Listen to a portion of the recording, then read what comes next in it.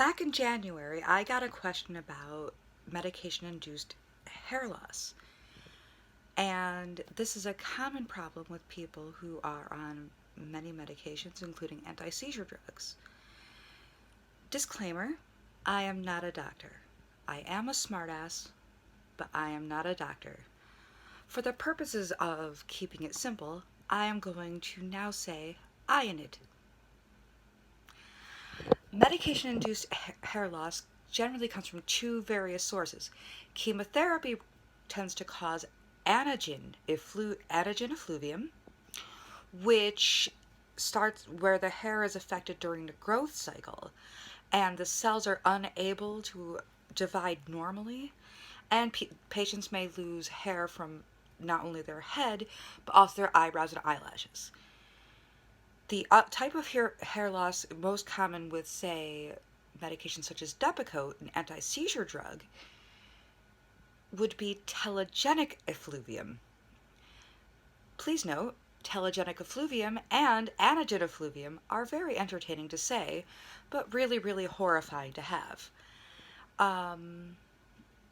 The question I had was, how do you deal, and does it come back? I ended up having to go really, really short when I was on Depakote, which, bad idea, by the way. Just a lot of hair loss, coming out of the shower. Oh my gosh. I am become Cousin It, destroyer of bathtub drains. And it was difficult to deal with. So among the tips I can give is, do not try to go for an ultra short haircut in the hopes that it'll hide and blend in.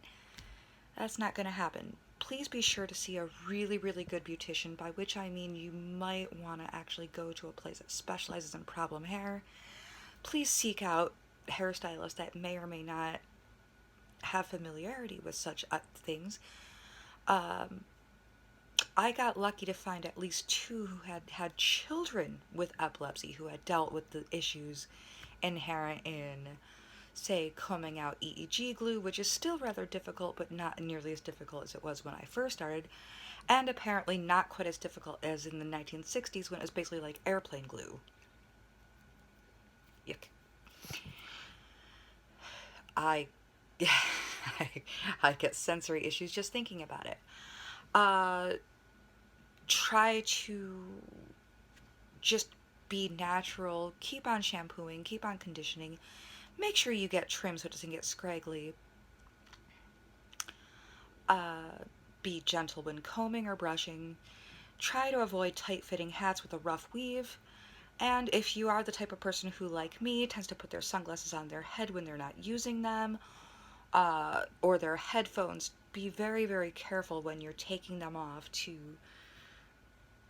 because a lot of the time you'll start seeing the spots start around here. Of course they start here, because it can't just be, oh, you get a little bit off the ends.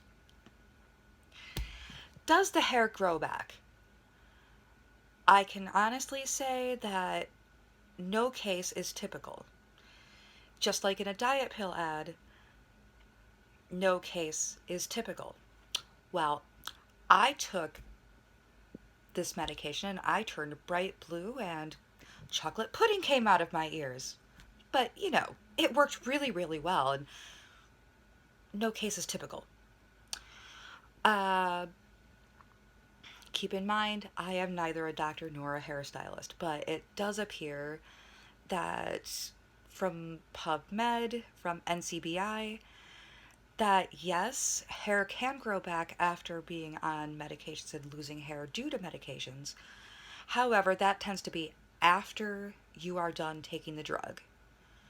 And it may take, let's say, 6 months recovery.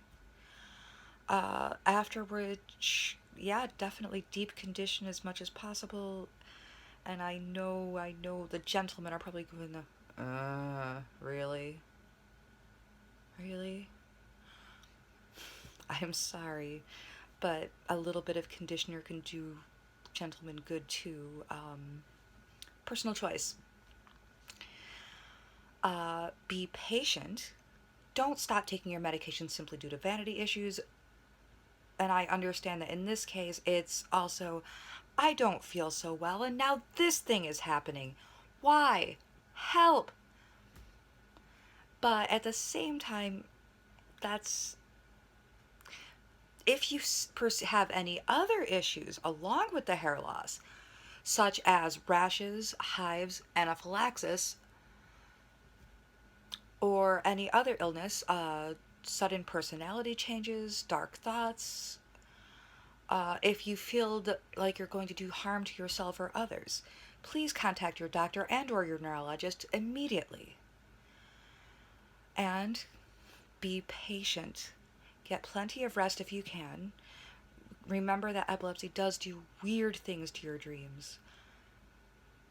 It's still doing weird things to mine, and I've been seizure free for 3 years. We'll get there. Be patient. Regulate use of medication, of other medications.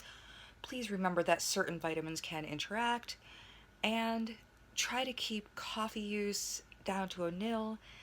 I would highly suggest not drinking Earl Grey tea, as it can interfere with many medications, and I will grab a list of those later. But basically, yeah, the biggies: more headaches,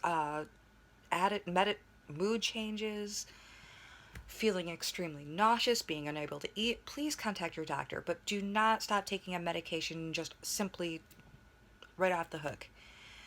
Once again, I Enid, but I am a patient and I've been around the block a few times, and I hope that this helps someone. Also, if you came here for the title, once again, this is probably not the video you're looking for. But there's a lid for every pot, apparently. And there's a Tupperware dish for every lid. Apparently. And if I ever find it, I'll be thrilled. And because epilepsy affects at least 3 million people in the United States, who knows? There might be someone who is interested in the title of this video for its title, and also someone who has epilepsy. Hi! And just in general, not just because you're feeling awful and you're now thinking, oh gosh, I look like heck, there's nothing I can do. Other than, yes, see a beautician as well. Get a really good hair consult. Don't just go up to the local beauty shop. You want a place where you can sit down and have a long conversation with the beautician and say, I have these hair issues. Is there anything I can do? Biotin, the jury's out on biotin, so I'm not going to say, oh yeah, just take the hair growth vitamin. It is, however, in a lot of different vitamins, and apparently it's really, really helpful for hair, skin, and nails. Definitely get a routine together for yourself, whatever. Basically, if it works, work it. If it feels good, a lot of things feel good that probably aren't, so I'm gonna stop that immediately. And if you do have a rash, please note, with some of the questions I have gotten, please don't send me photographs of your rashes unless it looks like Abraham Lincoln smoking a stogie or riding on a donkey. Yeah. In which case, as long as it's in the extreme upper hemisphere, say from your collarbone to your noggin, or on your upper extremities, you probably should not send that to me. But that is definitely a rash I would want to see. Abe Lincoln smoking a stogie on a donkey. In conclusion, the hair will probably grow back once you're done, with the medication. Might take about half a year or so to really see results. Might take longer. Uh, this this took quite a long time, and I'm still really, really unsure about letting beauticians near my hair. So, yeah, this is months and months of getting basically the, can I have a quarter inch cut off the ends? Can you clean up the dead ends and just let me go? Um, and just in general, be patient with yourself. Don't discontinue, and please try to take your meds on a regular schedule. Take care.